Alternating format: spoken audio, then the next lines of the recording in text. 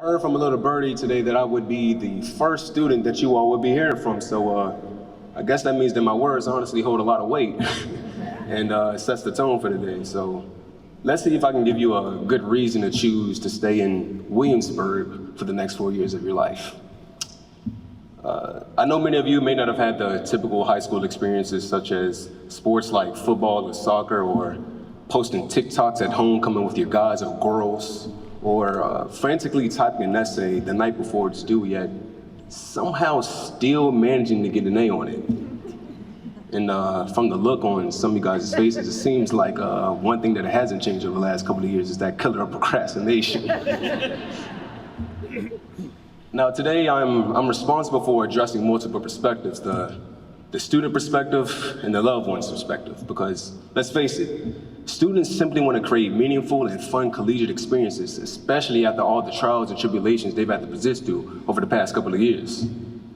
Now on the flip side, parents and loved ones want to ensure that their students are establishing themselves at one of the finest universities in America, all while simultaneously figuring everything out and their dream jobs, all by the young age of 21 to 22 years old. So it's a little bit different outlook on the collegiate experience, but no pressure, right? As I seek to reconcile these thoughts within my allotted time, I could only think of something real, something authentic. What led me to the colonial cobblestone of William and Mary? But more importantly, what made me stay? The reality is that my presence before you all today is one that is unlikely. See, I derive from a place that not many of you may know of nor can relate to. A place where the opportunity for educational advancement is not necessarily a next step, but a pipe dream. Nevertheless, by faith, I was afforded the opportunity to attend one of the first highest education institutions of learning in America, right here at William and Mary. The previous, more difficult word in which I best identified myself was no longer here, which honestly led to a rough first semester. Because for the first time in my life, I began to have issues surrounding my identity. I was conflicted by the ideals of freedom and democracy being taught in my government courses, yet navigating a campus that was built upon the backs of men, children, and women that looked like me.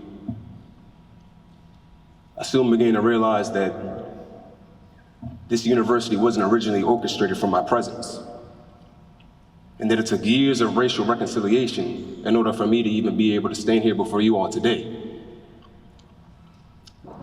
You see, these thoughts that I had, they were far too weighted to be independent and not be shared in a public setting with individuals who may have experienced similar thoughts.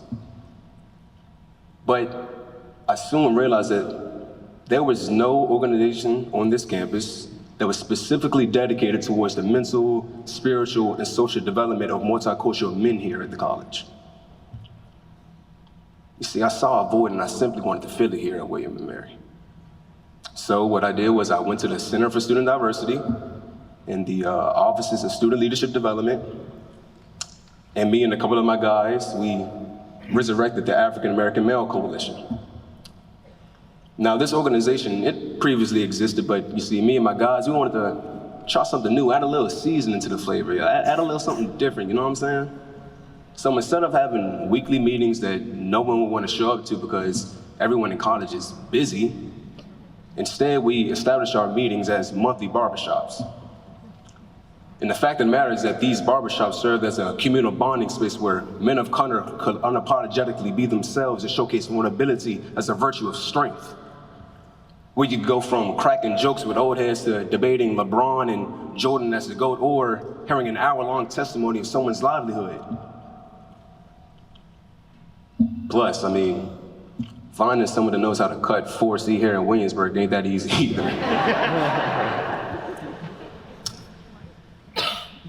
As you embrace the various communities cultivated here today, understand and recognize that you may be uncomfortable. There are cultures foreign to your own, communities worth exploring, people worth meeting. So yes, you may initially be uncomfortable, but I began to learn that The only way to grow is in the presence of such uncomfortability. But more importantly, the magic truly lies in making yourself known here at this university. Here you can introduce yourself, introduce your various talents, gifts, and passions, and how they can be utilized to create change, where you won't just be yet another student, but you'll be a student supported by nurturing friendships and a professional network that would be happy to see you grow professionally, socially, and academically.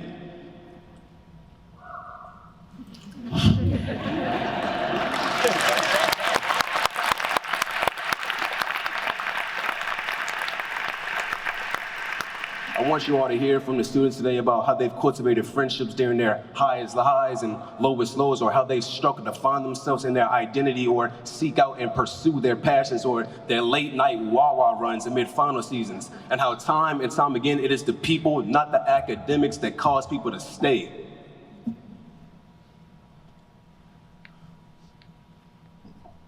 My story is one of many here at William & Mary. This campus challenges you to cultivate communities that have been historically neglected, denied, and ignored. To find voids and fill them. You see, I could have left, could have been discouraged, could have gone somewhere else.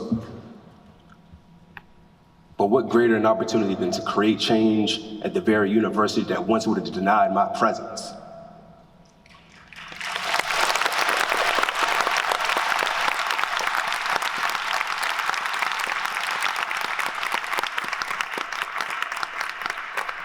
See, we talk about community, and we have various communities. I mean, we got some that debate capitalism to climate change, to others that have Nerf gunfights on sunken gardens, to some that even obsess over euphoria in The Office.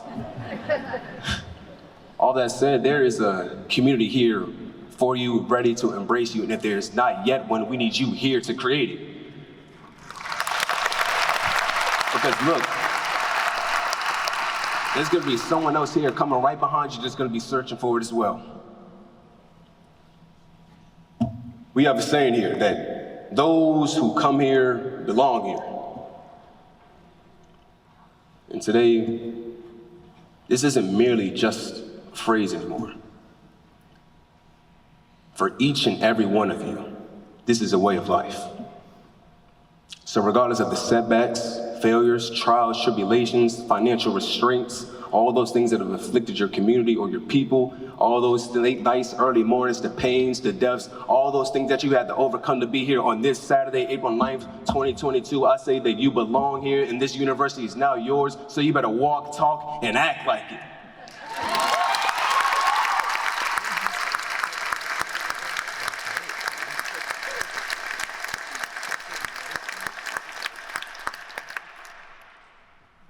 To the class of 2026,